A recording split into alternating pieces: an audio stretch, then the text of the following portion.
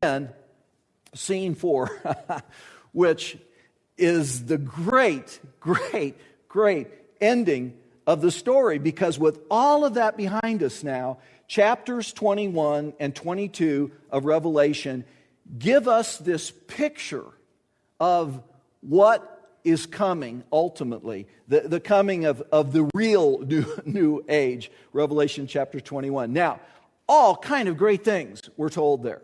So, right off the bat, we're told this, that the old order, which is everything about life as it existed in a fallen world from Genesis chapter 3 up to the second coming of Christ, all the old order is going to pass away.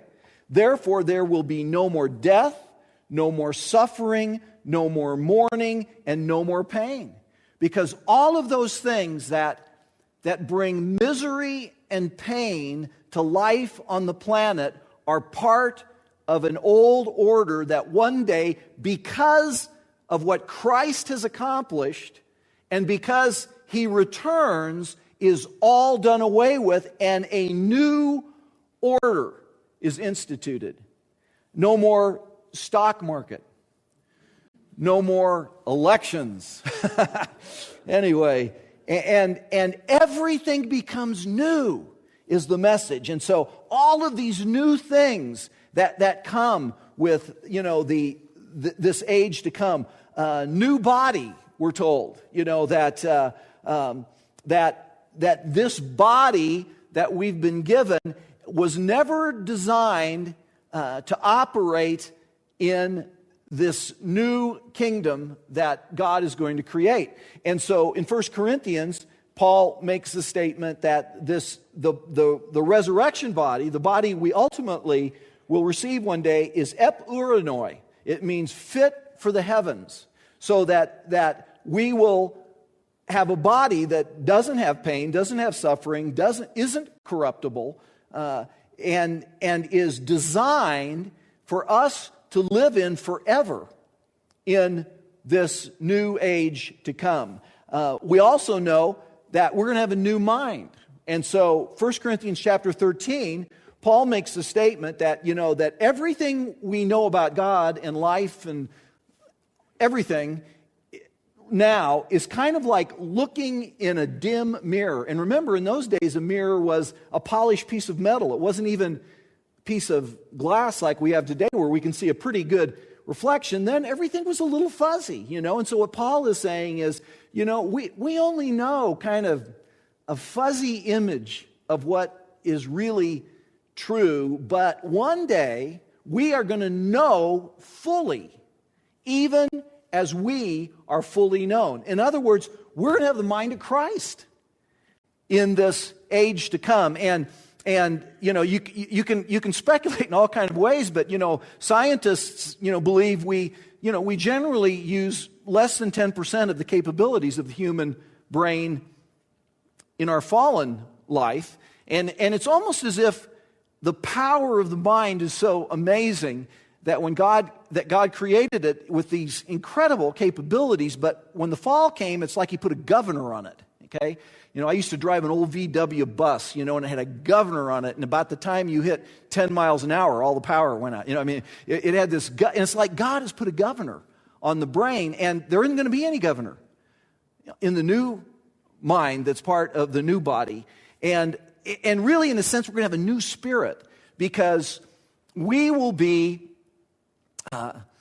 able to fully experience the presence and reality of God without any restriction. And I love this little verse in Psalms, because it says that in your presence is fullness of joy.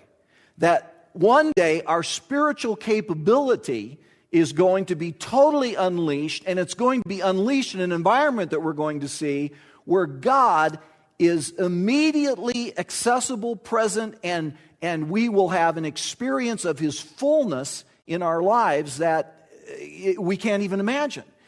And so these are all new things. We're told there's going to be a new heavens and a new earth. I don't understand all this, but I do know that there's implications that the present physical universe that we know is going to go through an instant of transformation. Peter talks about that the elements and everything are going to vanish, in this moment of fire. And, with my limited kind of scientific understanding, we're still trying to figure out what holds the deal together, if you aren't aware of that. And I know some of you are probably light years beyond me scientifically, but we're speculating about all of these little forces inside of electrons and protons and all. What is it that keeps the deal together? And in sort of a simplistic explanation, there is a verse in Colossians that says that Christ holds all things together. Okay? Well, in an instant, God's going to let go. Poof. And it's all going to be destroyed and almost instantly recreated. And there will be a new heavens and a new earth. You see, the fall of humanity didn't simply influence us. Paul in Romans says that the entire creation is waiting in anxious anticipation of the revelation of the sons of God, that somehow the entire creation has been subjected to futility. Nothing in the universe is right. And yet there will be a new heavens and a new earth, and new in the sense that it will be different. Everything will be different. And there will be a new city. And we have this amazing picture of the New Jerusalem. Now, I got to see if I can pull this off because I don't know exactly how to explain this. But remember the backstory? Let's go all the way back to the beginning. We've got the story. And you'll remember the backstory.